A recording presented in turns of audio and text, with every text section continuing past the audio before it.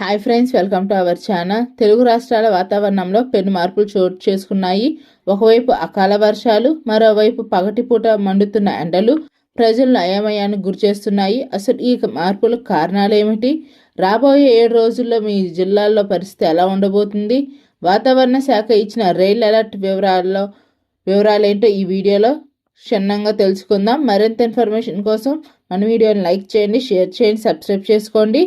ముందుగా ఆంధ్రప్రదేశ్ విషయానికి వస్తే, బంగాళాఖాతంలో ఏర్పడిన ఉపరితల ఆవర్తనం వల్ల దక్షిణ కోస్తాల్లో వాతావరణం ఒక్కసారిగా మారిపోయింది.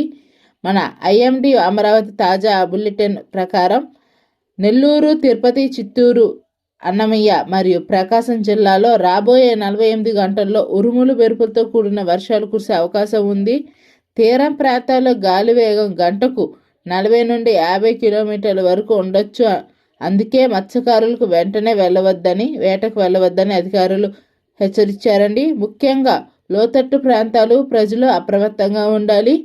చూసారుగా, ఆంధ్రప్రదేశ్ ప్రజలు జాగ్రత్తగా ఉండాలండి.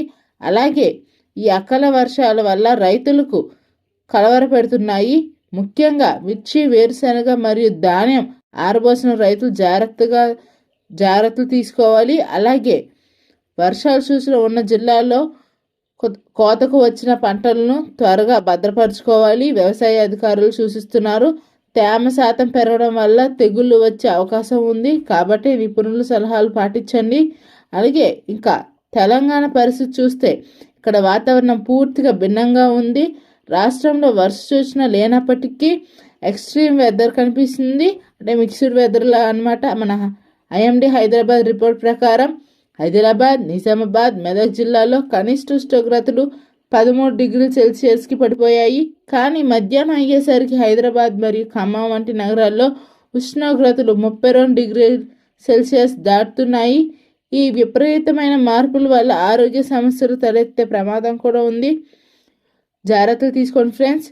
సో మరో ముఖ్యమైన హెచ్చరిక ఏంటంటే, తెల్లవారుజామున 4 గంటల నుండి 8 గంటల వరకు 2 రాష్ట్రాల్లోని నేషనల్ హైవేలపై దట్టమైన పొగమంచు కమ్ముకోబోతుంది.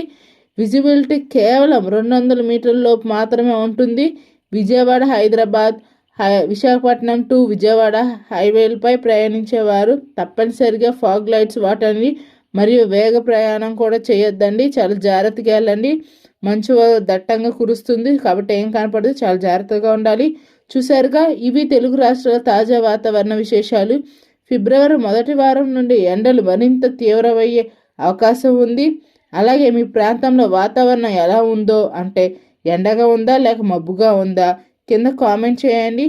మరిన్ని లైవ్ అప్డేట్స్ కోసం మన ఛానల్ని సబ్స్క్రైబ్ చేయడం మర్చిపోకండి. Thank you.